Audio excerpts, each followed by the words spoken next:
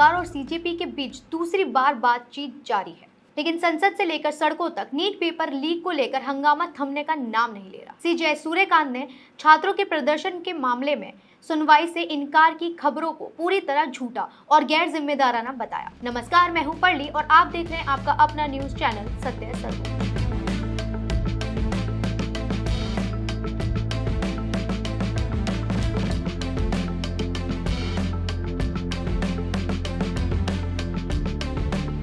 NEET paper leak को लेकर देश भर में विरोध प्रदर्शन लगातार जारी है। इस बीच दिल्ली में सरकार और कॉकरोच जनता पार्टी यानी सीजेपी के बीच दूसरी बार बातचीत हो रही है। पहले ये बैठक कॉन्स्टिट्यूशन क्लब में होनी थी, लेकिन आखिरी समय में इसका स्थान बदलकर विट्ठल भाई पटेल हाउस कर दिया गया। इससे पहले 20 जुलाई को केंद्रीय मंत्री जेपी नड्डा के घर भी दोनों पक्षों के बीच बातचीत हुई थी, लेकिन उस बैठक से कोई नतीजा नहीं निकला। सरकार का कहना है कि उसने सीजेपी को 4 बार बातचीत के लिए बुलाया, लेकिन वह नहीं आए। वहीं सीजेपी का कहना है कि वह किसी नेता के घर नहीं बल्कि किसी न्यूट्रल जगह पर बातचीत करना चाहता था। सीजेपी के प्रवक्ता आशुतोष रांका का कहना है कि सरकार अब दबाव में है।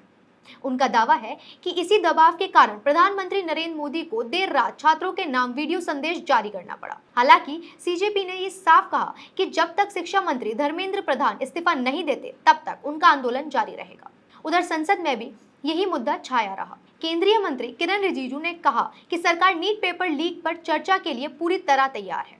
उन्होंने विपक्ष से अपील की कि सदन को चलने दें और चर्चा होने दें, लेकिन विपक्ष का कहना है कि सरकार जवाब देने से बच रही है।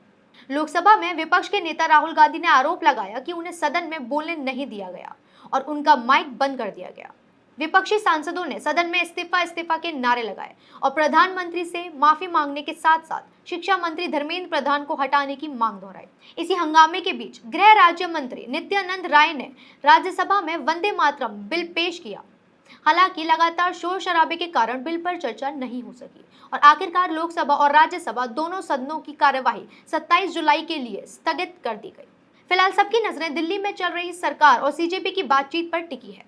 अब देखना होगा कि क्या इस बैठक से कोई समाधान निकलता है या फिर आंदोलन और राजनीतिक टकराव आगे भी इसी तरह जारी रहता है। वहीं दूसरी ओर भारत के मुख्य न्यायाधीश सूर्यकांत ने उन मीडिया रिपोर्टर्स को गलत बताया जिनमें कहा गया था कि उन्होंने छात्रों के प्रदर्शन पर पुलिस कार्रवाई के खिलाफ याचिका की तत्काल सुनवाई से इनकार कर दिया।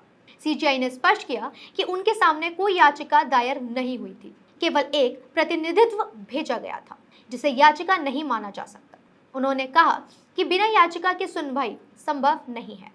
उन्होंने मीडिया की गलत रिपोर्टिंग पर नाराजगी जताई और कहा कि अदालत केवल कानूनी प्रक्रिया और तथ्यों के आधार पर ही काम करती है। क्या आपको लगता है कि सरकार और सीजेपी की बातचीत इस विवाद का समाधान निकाल पाएगा या आंदोलन अभी भी और लंबा चलेगा? अपनी राय हमें कमेंट्स में जरूर बताएं और जुड़े रहें हमारे साथ हमारे चैनल पर। इस वीडियो को लाइक, कमेंट और शेयर करना ना भूलें। धन्यवाद। जय हिंद।